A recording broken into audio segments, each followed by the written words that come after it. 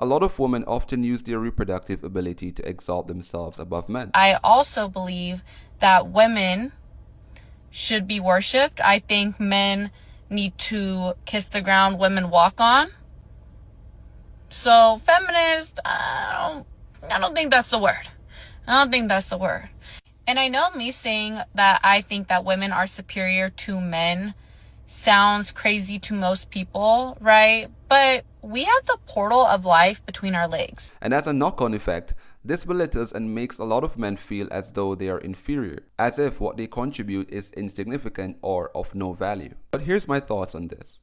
If having a portal of life that produces babies is what makes women special, it's ridiculous. Giving birth is not a unique ability for only female humans. I perhaps would have seen the hype if it were exclusively female human species that could reproduce, or better yet, if they could self-reproduce without the need of a male involvement. But it's absolute comedy because female dogs, cows, birds, and most mammalian animals and creatures can reproduce as well.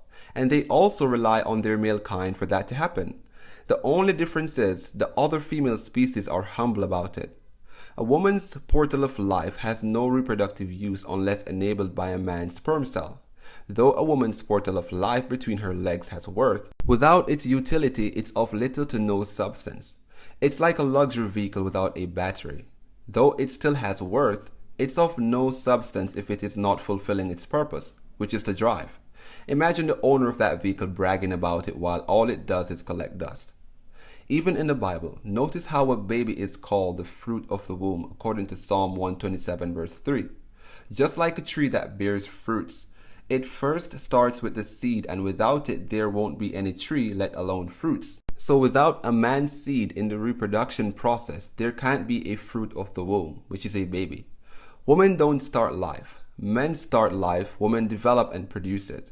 But not because men start life and without our life force nothing can happen, doesn't mean we are superior to women, because we still need the seed to be nurtured and developed by women. So it shouldn't be a case where women are wielding their reproductive ability like a sword at men while they can't reproduce without men. Eve didn't have Cain and Abel without Adam. Men and women are both necessary for the creation and production of life.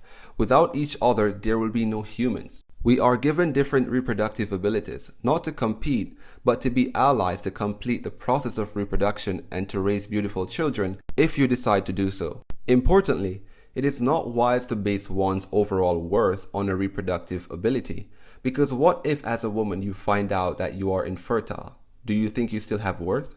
Of course you do, because just like men, your worth is inherent because both men and women were made in the image of God. Genesis chapter 1 verse 27 says, "So God created mankind in his own image. In the image of God he created them.